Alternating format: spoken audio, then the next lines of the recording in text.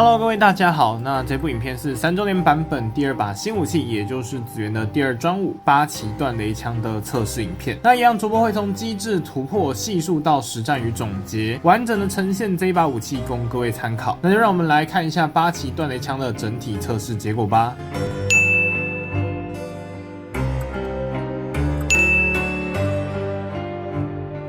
首先，我们先来看一下断雷枪的技能。这把武器是目前少见的双形态武器，满级 CD 33.5秒。那技能一共可以分为2个模式，攻击模式为将武器按钮向右拖，或者是单次点击，就会向前方直出2段攻击。第一段为8发小雷枪，而第2段为4发强化雷枪。整体输出时间起始为 3.5 秒，突破至1阶后来到了 4.5 秒。第2个模式为防御模式，将武器按钮向左拖动后释放，效果是能产生4秒的无敌盾，并在持续期间能摧毁高级弹幕，进而反弹出追踪雷枪。每摧毁一个弹幕就能够反射出1次，那4秒内最多能反射16发雷枪，结束时会有小爆炸，同样也具有清除与反射弹幕的能力。那因为断雷枪属于双形态武器，后面的突破分别会对于这2种形态来进行加强，就让我们继续看下去吧。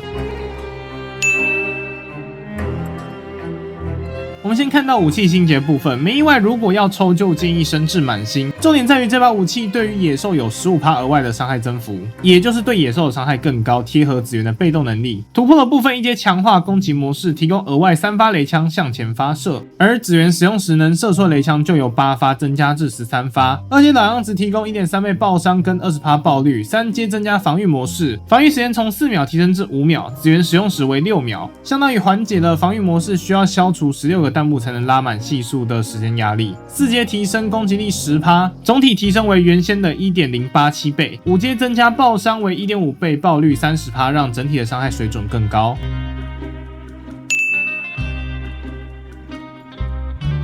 再来是系数测试环节，这边请小白跟紫源来帮忙测试。武器总攻击分别为2755跟4923。我们先来看到攻击模式，这边全部以打满做计算考量，然后跟第1专武紫电白红做比较。0阶起始为 10.9， 相比紫电白红系数强了 2%。1阶突破后开始出现差异，给紫源拿比紫电白红提升了 8%， 给其他忍者拿比紫电提升了约 10%。5阶的期望系数给紫源为 15.93， 打野兽来到了 18.32。个人觉得系数的部分平衡性还不错，不至于因为版本的落差就导致强度的差异十分悬殊。再来看到防御模式，防御模式下一共可以反弹出16发雷枪，系数随反弹次数增加而成阶段降低，只要反弹出12发，基本上就占了大部分的系数了。这边整理了防御模式的比较，基本上是否给紫源持有防御模式的系数都一样，3阶以上就差防御时间1秒，常规满阶系数 7.9， 拉满的情况下对比 iPhone 的伤害是有所提升的，不过非紫源持有时盾会短1秒，保命性上差了一点点。最后来比较一下2个模式的差异，总体来看，攻击模式主打是高伤害，而防御模式则是无敌下有相较于 iPhone 更高的系数，对于攻击模式的提升为1245阶，而防御模式为2345阶。不过实战中最主要使用的模式应该还是攻击模式，防御模式倾向于找时机使用的功能，毕竟伤害约只有攻击模式的1半。那这边是断雷枪与3周年版本下纯系数的比较图，可以看到这把武器与镜面的强度类似，比起前几把武器的系数也都不遑多让。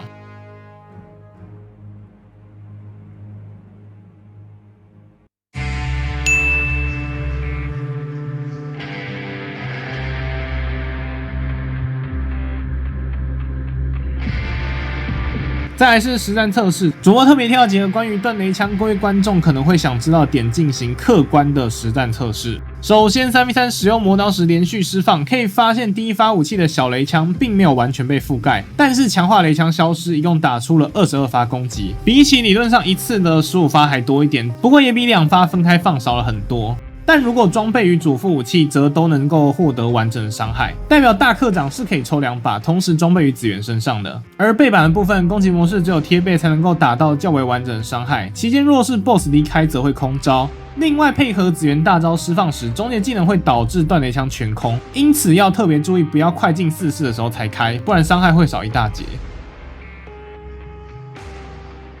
再来是面对各类 BOSS 的输出体验，先讨论攻击模式的部分。首先是准白版本最多的人类 BOSS， 个人觉得断雷枪在面对这种体积小、走位灵活的 BOSS 时，断雷枪十分考验使用者的技术以及接下来对于 BOSS 走位的预测啦。那因为断雷枪拥有较平滑的输出曲线，在面对这类 BOSS 时，就算会频繁的空技能，也有不错的系数能够命中。不过也因为会需要忍者自行瞄准，当 BOSS 位置较高时，命中度会大幅的下降。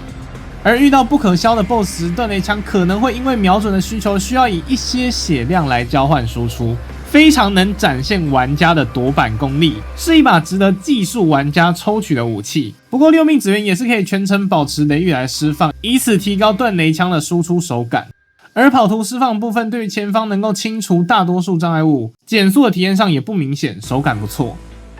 然后我们来看到防御模式，防御模式的反击效果需要敌方的弹幕被护盾成功拦截才能触发，也就是说没有消除到弹幕就没有伤害，效果容易受板子与 BOSS 所影响。那防御模式可以消除的弹幕范围包括正常状态的工程师弹幕、灭国文的导弹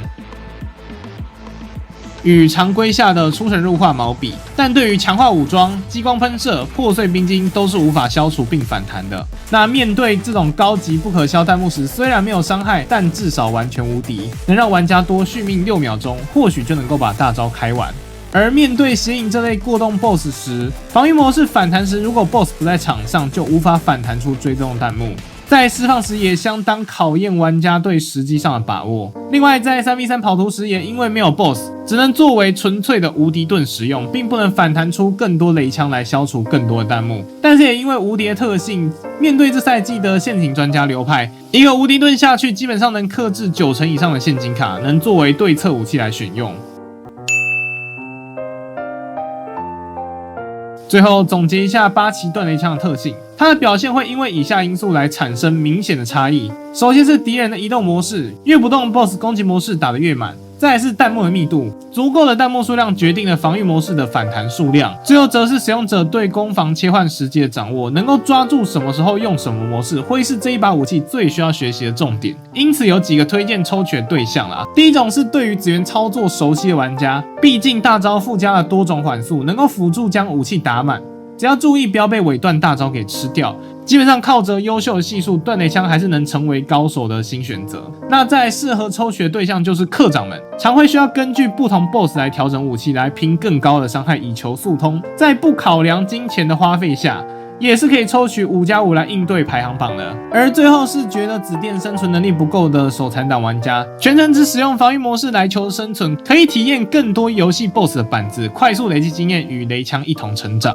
至于其他玩家，主播建议将资源妥善并合理的分配，免费赠送的石兽抽完，根据需要谨慎将勾玉花在藏宝图上啦。以上就是关于新武器八旗断雷枪完整且详细的测试内容。有任何看不懂的，请在留言区询问。记得点赞、订阅、分享。我们下部影片再见，拜拜。